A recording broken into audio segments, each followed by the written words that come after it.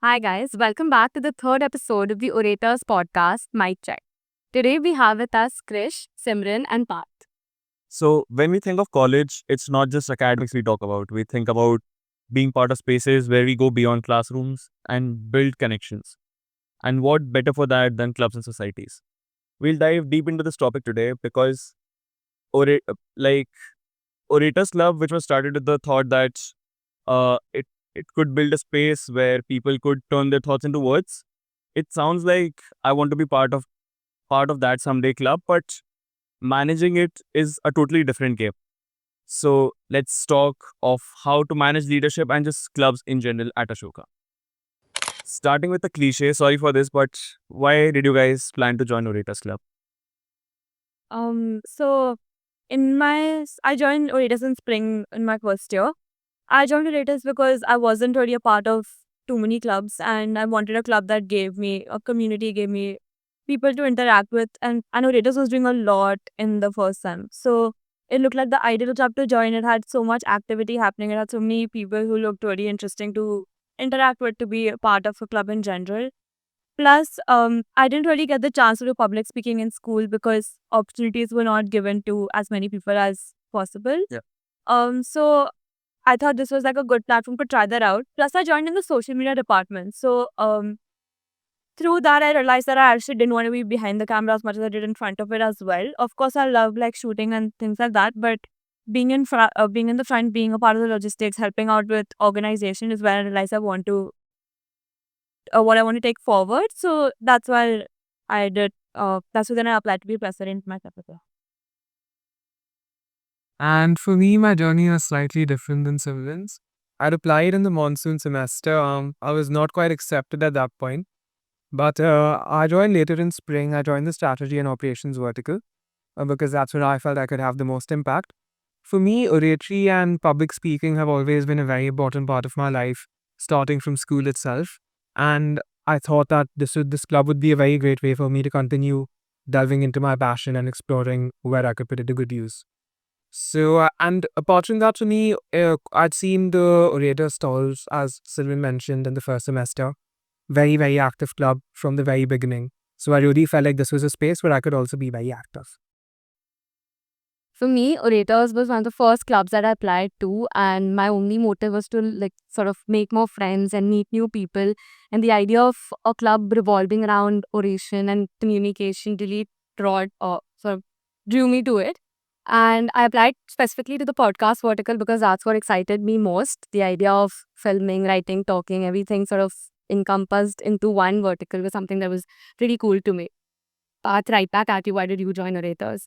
Um, First of all, I relate with Krish. Even I was rejected in the monsoon semester, but yeah. So, first of all, seeing a podium has always been very fascinating for me. I have always loved public speaking. So, and also an Orators Club, which has a podcasting department, was very intriguing for me. And because I love filmmaking and just writing in general, so podcasting seemed a very ideal situation to work on. Yeah, the same reason, like to just make podcasts and to be exposed to people who are actively involved in public speaking is what I thought would be great for me. Yeah, so going on that, like when we talk about leadership. If you could answer, how was the leadership when you guys first joined Corritas? I think both of us would probably agree on this. We've had that conversation quite a few times. Quite incredible. I think we had three presidents at that point, Sanya, Jyoti, Radha, and all three of them were very, very wonderful people. Jyoti is graduated from Ashoka now, but Sanya and Radha are two people who we still really feel like you can reach out to at any time, considering they're on campus. And I think we still share a very, very close and special bond with them. Uh, in the other sense, I would also say that they became more than just the presidents of our club. They've also become like a part of our Ashokan family. For me, especially the people I've reached out to in times I've got any questions, any doubts, any troubles, and they've really like served as mentors and friends throughout this process as well. Don't have anything to add to that because anything happens, my first thought is, oh my god, let me reach out to these ex-presidents of ours. And I don't mean just in club matters. It's become so convenient for me when I'm having any sort of crisis to just go to them as seniors. So I think that's what even our goal with it was, to kind of create that for you guys and the club in general. Yeah, I think just put it perfect. And yeah, as Simran said, it has been our goal too. And seeing the fact that quite a few times we've had like juniors, all of you all texting us and just like, asking if we could meet and discuss things, I think it makes us also feel like our efforts are like very validated at that point and that we've been putting our efforts in the right directions. When you're part of any organization, there is always that one moment where we are like, yes, I belong here. This is my team. If you could, if you could remember any one particular moment that you could think of when you thought that, yeah, I belong to a Raiders club. So when I joined the club, I didn't really know anyone. I joined in Springstown, and by then everyone kind of had their friends, in the club also had their own friends and circles. So it was a little difficult for me initially because I'm not the most outgoing person, at least I wasn't before I joined Raiders. So it was a little difficult for me to kind of make new friends and be a part of the club. But I think for me, the moment when I felt a part of the club was we did this showcase last year, where it was people who wanted to be part of it were part of it, and we worked long hours. We sat and scripted things. We worked on original music and things like that. So we spent so much time together that it was a very good bonding experience in that way. So through the process, I really felt like I was a part of the club, and I became really close to a lot of the seniors, a lot of people not from my department, which is when I started feeling like I was a part of the club. So I think for me, the first time I really felt like I was a part of the club would be my first full team meeting itself. I think last year's president, Sanya, Dhriti, Radha, all of them made it a point to like individually celebrate the fact that we joined the club in that semester, and they really made us feel very welcome. I think the fact that I had friends obviously did help, make me feel more comfortable. Had friends who were a part of the club already. Apart from that, I would also say the other time I really felt like I was a part of this entire process and this family even more was when like a junior reached out to me and she asked me for help with something else. And I really felt that at that time we were able to, give to our juniors and those we've kind of mentored the same kind of interaction that Sanya, Jati, and Radha were. So I think that's another point where like it felt very good. Department wasn't at that first full team meeting. She hadn't been inducted at that point, which is why that happened for me a lot later. But yeah, I think we've also made a very concerted effort, just like the past squad did, to make sure that new members are always a part of every activity and every engagement. And we kind of go out of our way as well because we recognize that it does take some time for everybody to warm up to a different team. Anya, it has only been a year. I'll not put that pressure on you, but how has the experience been in this club? It's been great. I've not had this one eureka moment of belonging in this club, but I've never not felt like I belong here. It's always been very welcoming. I've always felt like I could approach people, I could talk to them about matters beyond the club. And that has been a good feeling to have as somebody who came on campus as a complete unknown, not knowing anybody. So yeah, same. When we had the first meeting in the semester, even I was like, yes, everything is so chill. Everyone is like working together. I loved it. So thinking about that, how do you manage being assertive and also being available at the same time? I think, honestly speaking, anytime that as presidents or leadership were assertive, it always comes from a place of knowledge and a place of certainty about our actions. If we're saying something, it means that we have a lot of basis for saying that. So I think that always gives us the strength and the reason to also be assertive. But being a good leader also involves taking into consideration everybody's opinions and also being flexible. If you're rigid and you're going to follow a single set path, there's no point of leading a club or a team of like 50 members that we have. Also, I think that Simran and I have been very receptive of everyone else's thoughts and opinions. And so we are assertive in our leadership, but we're also very accepting of everybody's opinions, and we always try and amalgamate them in our style and structure. And in terms of being approachable, I think we've made it very clear to all our members that we're there for them at any point they ever need us for any purpose at all. And I think a few small gestures go a long way. After every single event or workshop, we always put out like, we tag everyone individually and thank them for their specific contributions. That's something that the last code did and something that we learned from them. And it really feels like it makes everyone feel like they're noticed and their work is acknowledged. And apart from that, being approachable is a lot about body language. I think when we conduct our meetings, you always make it a point to not bring any other stress into that meeting, to always conduct it in a very calm manner, and to always, keep our tone cordial, kind, and nice as it should be. And I think beyond everything, empathetic is what we target to be. Because there is no orators without our members and without our HODs and without the family that we've built over here. So we always try to be understanding about everyone else's perspectives and points of view. So that's what helps us, I think, kind of be assertive and at the same time approach. So in terms of how we approach it, I think personally at least, initially it was really hard for me, but I started separating my personal and professional, which is how I came into this position at all, where I was like, I cannot have the two mixing, since I was already friends with a lot of the head of departments when we were put in that position. So my goal from the beginning, even when I discussed it with the ex-leadership, was that I cannot have the two mixed together, because when that happens, then it gets really complicated. So even if we're talking about the same talking in the same duration, the two things have to be kept completely different, or talking to me in two different lights completely then. Another thing I think we did really do is we try to keep our meetings fun and live. We did games, we did icebreakers in almost every full team meeting we had, which kind of makes it everyone's kind of mingling amongst themselves. Plus, we try to, as much as you all are willing to mix departments in the games as well, which works sometimes, doesn't work sometimes. So it was all a trial and error with that. Yeah, Yeah, that was a great answer. In fact, yeah, I can personally also the fact that both of you all are like really approachable and you make it seem all too easy, the whole idea of leadership. But then the kind of same aspect of bringing kindness into leadership can also make your team members very relaxed. So how do you maintain accountability that people are getting work done without sort of not without being a pushover?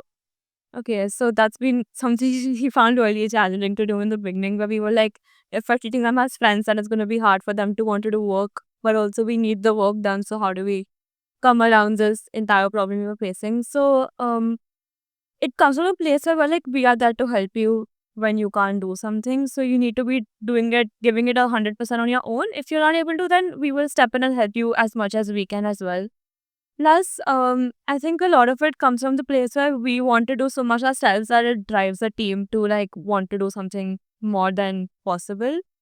Another thing that I personally saw from a lot of meetings I attended is that the informality of the meetings helps with ideation a lot. So when the meetings are being conducted in a way that it's not a let's just get our work done sort of vibe, you tend to get a lot of more creative ideas for anything, events, the podcast, social media in general.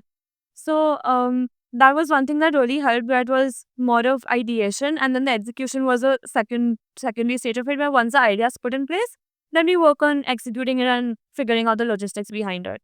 So when people want to do something on their own, when they've ideated it on their own, when it's their brainchild, they want to work on it themselves, which is what I think both of us tried to.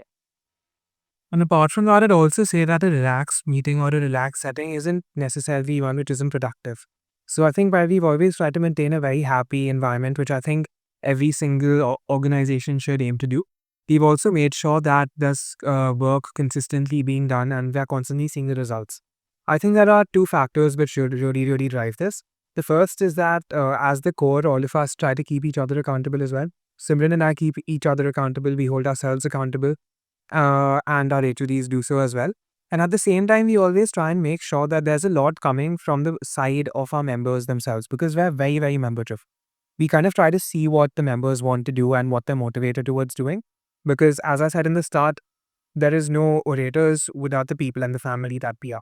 So I think, as Simran mentioned before, if it's someone's idea, if it's someone's brainchild, then they're definitely a lot more motivated to making sure that it succeeds. And that definitely does help us maintain accountability too, Seth. With that, I think we tried implementing like a POC system where one person is in charge of an event. So when it's successful, it's like they feel like it's their production that has gone through well. So that we tried switching it up a little bit in the middle. It didn't work. The event did not go as well when compared to when there's one person leading it and everyone else kind of helping them out, also part of it as much. But that one person feels the need to have it go well. So that really worked well with our overall event system. Because we have a sense of ownership at that point. Like, this is my event. Let's say, oh, it's wish. Yeah. Yeah, so segueing to what clubs in general at Ashoka, what do you think a club like Orators or clubs in general how do they bring a change in one's college experience? I think for me, I'll tell you a bit about my background. Till the 10th grade, I was in an ICSE school in Bombay Scottish, and over there we had a lot of extracurriculars going on. Post that, I started preparing for NEET, that's the medical entrance exam. And so for 2 years, it was all just studies. I used to go for my coaching classes and my college, like no hate, like wonderful place, I'm sure. But I didn't really get to do much apart from study at that point. So coming to Ashoka, I was very glad that I got to explore myself and like my passion in like a place which was not always academic. I think clubs and socks added a lot to that. So honestly speaking, I think that clubs and societies really add a lot of depth to your experience at Ashoka. Because after all, we are a residential campus, and like post a certain time, you're gonna have to find other ways to engage yourself with your interests and with your peers.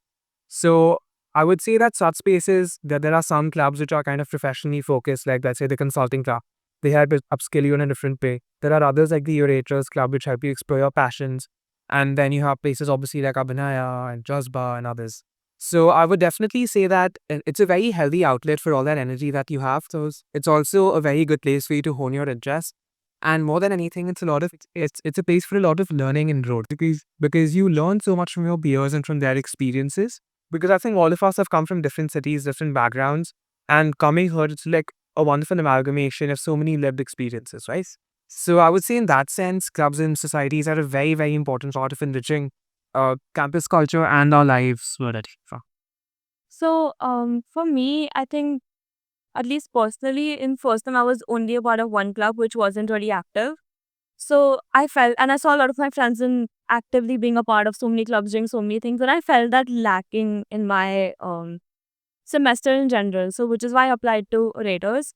I didn't apply to too many clubs because I didn't want to be spread too thin, which I think worked out well for me personally.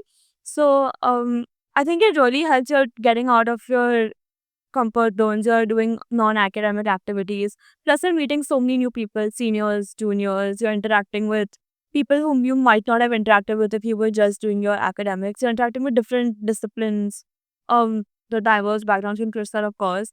But I think overall, it's really really helpful to have all these additional things on campus because what else are you gonna do after your 6-10 class gets over then? Right. Yeah, that was a great answer. Like, I think clubs also help build confidence among people who join college because you have so much, as Krish mentioned, so much more, so many outlets for that creativity, that energy. So that helps people find friends. But what about you? How has clubs shaped you as a person? So, right, coming back to that, when we are in school, we don't have an autonomy of sorts. Like, we are always under teacher when we work on some project. So, clubs and socks give us that autonomy that we could work on some projects. We could have some extracurriculars in our college because I have always been a student who focuses more on extracurriculars rather than academics. So, this helps me. I like to keep my schedule a little busy. So, just working, for example, making this podcast. So just the thought of working on something independent really excites me. So clubs and societies obviously breaks that monotony in our life. So yeah, why that's how I think clubs change. But adding on to what Parth said, Shoka is a lot more about building things and creating things. And I think it's a very different vision compared to what other academic institutions at India have been so far. And I think that these clubs and SOCs offer a very good opportunity to students to interact in student-led spaces and to create something of their own that they can take ownership of. And so that's something that I think really, really, I don't know, fosters this kind of mentality and thought process where you're looking to be like, I know like this is a long shot, but the leaders of the future and the leaders of the next generation.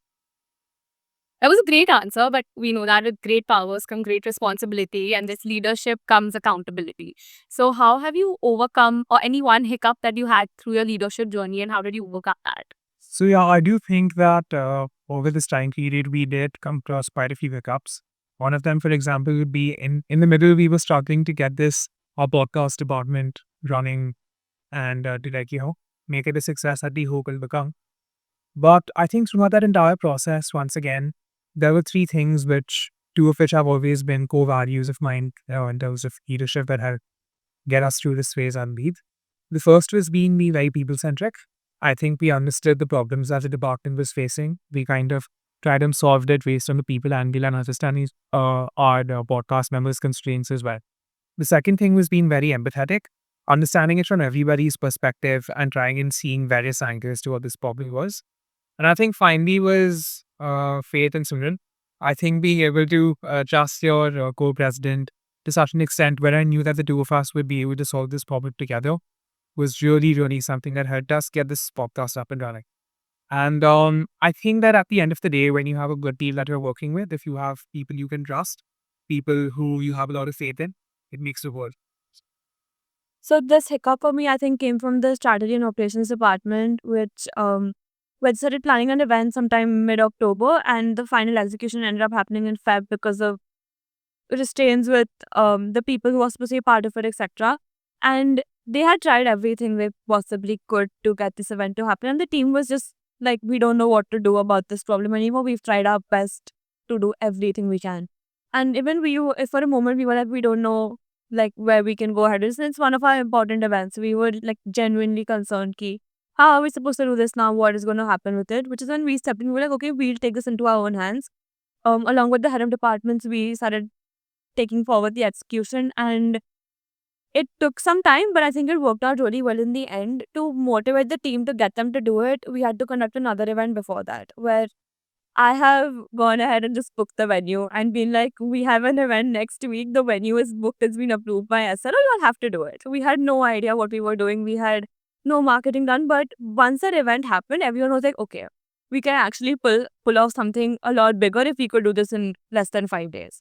So just trying to think of it differently is the way to overcome an hiccup that comes up. And a lot of things like that happened throughout the semester where we just had to kind of step in ourselves or come up with creative ways to deal with it, where the team was forced to put themselves out there, and then that helps them realize that they do have the potential to pull something bigger off.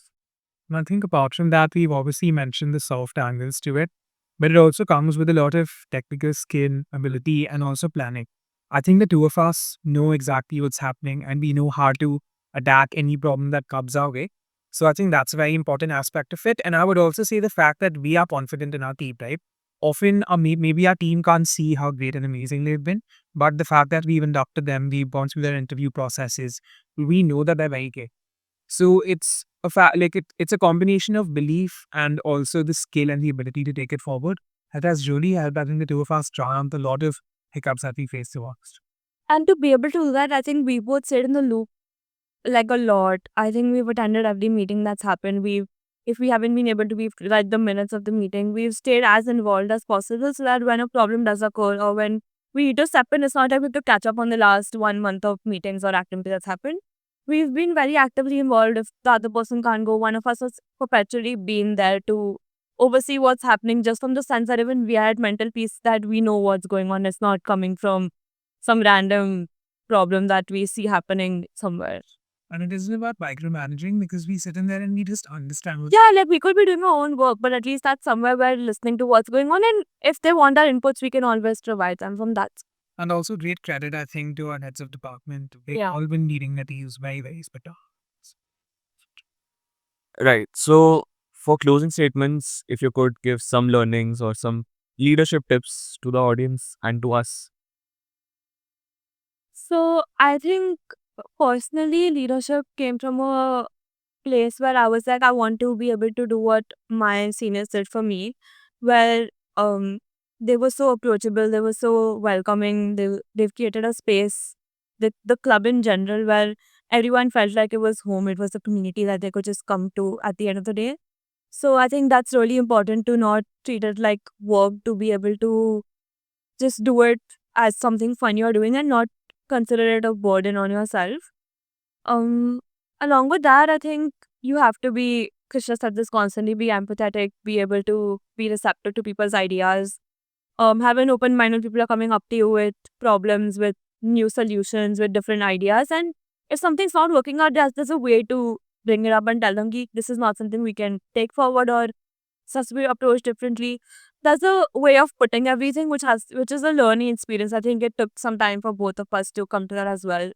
Also, in terms of when work isn't getting done, it's really, really hard as a leader to see that happening where you're like, am I going wrong somewhere? Is the team lacking somewhere? What the problem is?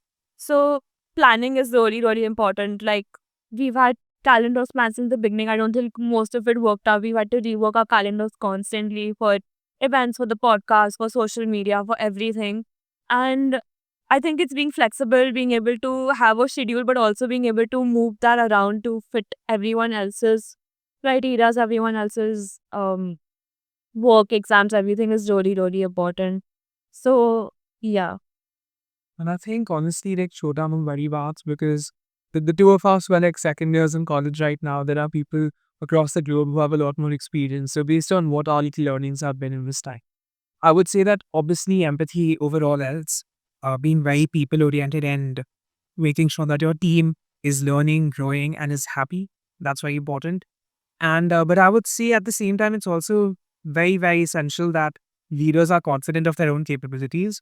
Everyone is there for a reason. People have reached these positions because they've proven themselves worthy. There should be no space for self doubt. Self questioning and self reflection is fine, but no self doubt at any point.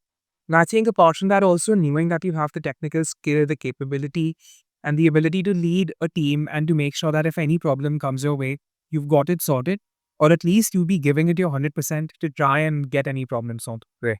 I think it's that belief and self confidence that you're going to be able to, like, do what you set out to do makes a very big difference. So, and at the end of the day, I would say one last thing. I think don't ever underestimate the ability of the people you're working with to kind of lean on them for support. I think in times where we've been confused or tough, Simran and I have both been able to reach out to each other, gain direction and perspective from each other, and lead this together. Because at the end of the day, it's like everyone taking this forward as a team, right? And there's this saying, I'm not too sure what it is exactly, but it goes something like, if you're going forward, then you take everyone else wrongly.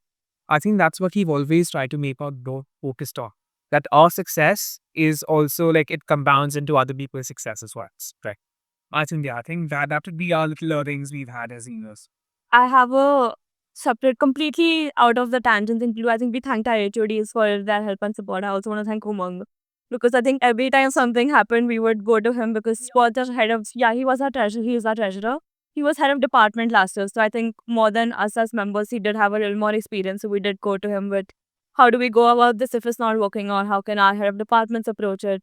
Just in that sense, I think since we mentioned our HODs, he's an important person to shout out as well. And I think apart from that, yeah, like a final shout out, I think obviously like we've had a lot of administrative support and backing as well, which we really can't, underestimate. SLO, I think Parks has been very, very kind to us. And but I think the two of us do have a very special place in our hearts for last year's score.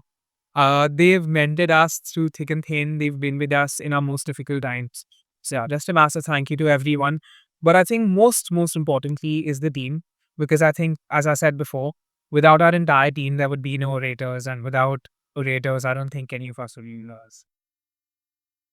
Lovely talking to you guys. Thank you so much. That makes a lot of sense.